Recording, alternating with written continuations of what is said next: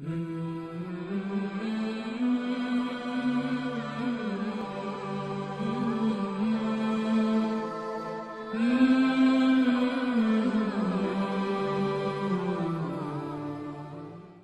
اللہ الرحمن الرحیم۔ ذی الحجہ کا مہینہ جب شروع ہو جائے تو رسول اللہ صلی اللہ علیہ وسلم کی کچھ ہدایات ہیں اس کے بارے میں۔ آپ صلی اللہ علیہ وسلم نے صحیح حدیث میں فرمایا کہ ما من ایام العمل الصالح فیہا احب الی اللہ من هذه الايام، او کما قال صلی اللہ علیہ وسلم، کہ ان 10 دنوں میں اللہ کو نیک عمل بہت زیادہ محبوب ہے۔ تو یہ جو پہلی تاریخ سے لے کے 10 تاریخ تک کے ایام ہیں، ان میں کوئی بھی نیکی کی جائے، روزہ رکھا جائے، تہجد پڑھی جائے، صدقات و خیرات کیے جائیں، یا کوئی بھی نیکی کا بھلائی کا کام کیا جائے تو اس کا ثواب عام دنوں سے زیادہ ملتا ہے۔ دوسری بات یہ کہ یہ جو ایام ہیں ان کی قرآن مجید میں قسم بھی اٹھائی گئی ہے، والفجر ولیال عشر، قسم ہے فجر کی اور 10 راتوں کی۔ تو جمہور مفسرین اس طرف گئے ہیں کہ ان 10 راتوں سے مراد ذی الحجہ کی راتیں ہیں، تو ان کے دن کی بھی فضیلت ہے اور رات کی بھی فضیلت ہے۔ اور رسول اللہ صلی اللہ علیہ وسلم نے ان ایام کے بارے میں فرمایا کہ جس شخص کا ارادہ ہو، صحیح حدیث ہے، جس شخص کا ارادہ ہو قربانی کرنے کا تو اس کو چاہیے کہ ان دنوں میں اپنے ناخن اور بال نہ کاٹے۔ تو بہتر ہے، مستحب ہے، کوئی فرض واجب نہیں ہے، لیکن افضل یہ ہے کہ جس نے قربانی کرنی ہو تو وہ پہلی تاریخ سے لے کر جب تک قربانی نہ کر لے وہ اپنے بال اور ناخن نہ کاٹے، افضل ہے یہ۔ اور ایام تشریق بھی ہیں ان میں، 9 ذی الحجہ سے لے کر 13 ذی الحجہ تک ایام تشریق شروع ہوتے ہیں، جن میں تکبیرات تشریق ہے، جس میں زور زور سے اللہ اکبر لا الہ الا اللہ اللہ اکبر وللہ الحمد یہ پڑھا جاتا ہے۔ یہ بھی انہی ایام سے منسلک جو ایام ہیں ان کی فضیلت کی بات ہے۔ اور 9 ذی الحجہ کے روزے کی ایک الگ سے فضیلت ہے، عرفہ کا روزہ جسے کہا جاتا ہے۔ تو 9 تاریخ کا روزہ وہ آپ صلی اللہ علیہ وسلم نے اس کی بہت ترغیب دی ہے۔ تو یہ چند احکام تھے جو ان 10 دنوں سے متعلق تھے۔ اللہ تعالیٰ سے دعا ہے کہ ہمیں ان ایام کی جو فضیلت ہے ان کو حاصل کرنے کی اللہ تعالیٰ ہمیں توفیق عطا فرمائے۔ وما علینا الا البلاغ۔ عید الاضحیٰ کے دن بھی روحانی خوشی بھی ہوتی ہے اور جسمانی کیا؟ دھڑا دھڑ گوشت پیلو تسلی کے ساتھ۔ کیا خیال ہے؟ اتنا گوشت پورے سال کھانے کو نہیں ملتا، اتنا گوشت بکرے کا بھی ہے، دمبے کا بھی ہے، ٹھیک ہے، اور اونٹ کا بھی ہے، اور پھر چانپیں بھی ہیں، پائے بھی ہیں۔ یعنی ایسا نہیں ہوتا کہ پائے آپ کو نہ ملیں، بھائی بہت ہیں پائے سریاں بھی ہیں، اور کٹاکٹ چاؤ وہ نہیں، وہ مکروہ ہے ہمارے ہاں، کٹاکٹ جو گردے پھیپڑے کا ہوتا ہے، کلیجی بھی ہے۔ اتنا وافر مقدار میں گوشت، کلو منہا، اللہ فرماتے ہیں رج کے کھاؤ، وَأَطْعِمُ الْبَائِسَ الْفَقِيرَ، اور غریبوں کو بھی رج کے کھلاؤ۔ تو گوشت دبا کے تسلی کے ساتھ اتنا تازہ اور اتنا لذیذ، قربانی کے گوشت کی لذت ہی الگ ہے۔ اتنا گوشت پورے سال، اور گوشت سید الطعام ہے، تمام کھانوں کا کیا ہے؟ بادشاہ ہے۔ یہی وجہ ہے کہ ہر دعوت میں کیا ہوتا ہے؟ گوشت ہوتا ہے۔ اگر آپ نے ولیمے کی دعوت کی اور آپ نے بہترین قسم کے دال چاول کھلا دیے کسی کو، وہ مانے گا؟ بولے گا بھائی گوشت کہاں ہے؟ باربیکیو میں گوشت ہوتا ہے، ہر بڑے ہوٹل میں کیا ہے؟ مسلمان گوشت خور ہے، ہندو گوشت نہیں کھاتے، سنے آپ کھانے لگے ہیں واللہ عالم، لیکن مسلمان ہمیشہ سے کیا ہے؟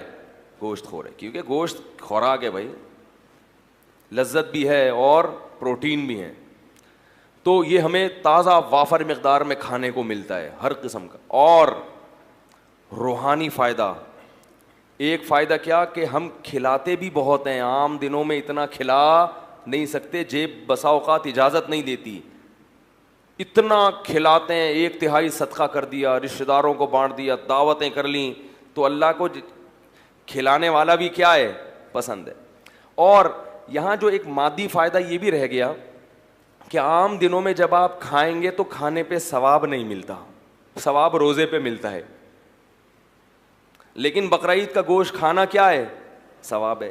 اسی وجہ سے بقرعید میں روزہ رکھنا حرام ہے، کیونکہ اللہ تمہاری دعوت کر رہا ہے اور تم اللہ کی دعوت کو ٹھکرا رہے ہو۔ تو اس سے زیادہ نفیس کھانا، عزت والا کھانا ہو سکتا ہے کہ اللہ اس جانور کو کس کی طرف منسوب کر رہے ہیں؟ میرا یہ، اور میں تمہیں کھلا رہا ہوں۔ کھلاتا تو پورے سال اللہ ہے، لیکن اس کی نسبت اللہ نے کس کی طرف کی؟ اپنی طرف کہ یہ میرا جانور ہے, میرے نام پہ قربان کیا تو مجھے دے دیا, مجھے گفٹ کر دیا ہے, اب میں تمہیں اجازت دیتا ہوں کہ میری اس چیز میں سے تم بھی کھاؤ. آپ کہیں میرا روزہ ہے, غضب آئے گا اللہ تعالیٰ کو. تو وہ کھانا بھی معمولی کھانا نہیں ہے, وہ کون کھلا رہا ہے؟ اللہ کی طرف نسبت ہے, اللہ کی ضیافت, اللہ نے میزبانی کی ہے مسلمانوں کی. تو اس کا کیا مزہ ہے بھائی, اس کو تو پھر کباب بنا بنا کے ٹھوسو. اور دوسرا روحانی فائدہ, یہ تو جسمانی فائدے ہو گئے, دوسرا روحانی فائدہ کیا؟ صدقات و خیرات. اور ایک بہت سب سے بڑا فائدہ کیا کہ ابراہیم علیہ السلام کی یاد ہم نے تازہ کر دی, ان کی سنت کو زندہ کرنے کے لیے ہم نے جانور کیا کیا ہے؟ قربان کیا. لہذا ہر ایک بال پر اللہ ہمیں نیکی دے رہا ہے. تو روحانی طور پر جو اعمال کا ترازو تھا وہ کافی وزنی ہو جاتا ہے. نبی نے فرمایا کہ اللہ کو بقرعید کے دن جانور کا خون بہانے سے زیادہ کوئی عمل محبوب نہیں ہے, اور یہ دیوانگی ہے کہ مال کو ضائع کر دو اللہ کے لیے. تو روحانی سکون میں ملتا ہے کہ اللہ کے لیے ہم نے کیا کیا, اپنے مال کو قربان کیا. اور جسمانی بھی کہ دوپہر کیا ملے گا کھانے کو, کلیجی تو 10 بجے ہی آ جاتی ہے, اور پھر وہ چلتا رہتا ہے سیٹ اپ. تو یہ دو خوشیاں ہمیں منانی نہیں پڑتی خود بخود. تبھی مسلمان عید اور بقرعید کے دن نہ شراب پیتے ہیں نہ ناچتے گاتے ہیں, کیونکہ ان کو خوشی منانی نہیں ہے, خوشی خود بخود ہو رہی ہے. غیر مسلموں کو خوشی ہوتی نہیں ہے, تو خوش رہنے کے لیے ان کو شراب کا سہارا, بولو بھائی, لینا پڑتا ہے, موسیقی کا سہارا لینا پڑتا ہے, ناچ گانے کرنے پڑتے ہیں. جتنی روحانیت مسلمانوں کے تہوار میں ہے اتنی روحانیت کسی مذہب میں نہیں ہے, کسی تہوار میں نہیں ہے. جو بھی تہوار خوشی کا آئے گا لوگ ٹریک سے کیا کرتے ہیں, ہٹ جاتے ہیں, کیونکہ ان کے پاس کچھ ہے نہیں. ہمیں اللہ اس کے رسول نے خود بتا دیا, ہمیں ہٹنے کی ضرورت نہیں, اس لیے کہ عید کے دن کھانے کی اجازت مل جانا یہی بہت ہے. بھائی کھائیں گے آج, بس یہ کافی ہے, ہمیں اسی سے بہت خوشی ہو گئی.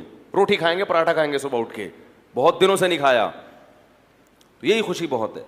تو اس لیے میرے بھائی قرآن مجید میں اللہ تعالیٰ کا ارشاد ہے, فطرت اللہ التی فطر الناس علیہا, اسلام وہ دین فطرت ہے جس پہ اللہ نے لوگوں کو پیدا کیا. یہ محمد صلی اللہ علیہ وسلم کا بنایا ہوا دین نہیں ہے. کوئی انسان اس قابل نہیں ہوتا کہ وہ اتنی سی عمر میں بغیر کسی یونیورسٹی میں پڑھے ایک ایسا دین دنیا کو دے کے چلا جائے جس کے مقابلے میں کھڑے ہونے کے لیے کوئی تیار نہ ہو. تو اسلام کا رمضان بھی اسلام کے برحق ہونے کی دلیل, رات کی تراویح بھی اسلام کے برحق ہونے کی دلیل, اور مسلمانوں کے تہوار بھی اسلام کے برحق ہونے کی دلیل.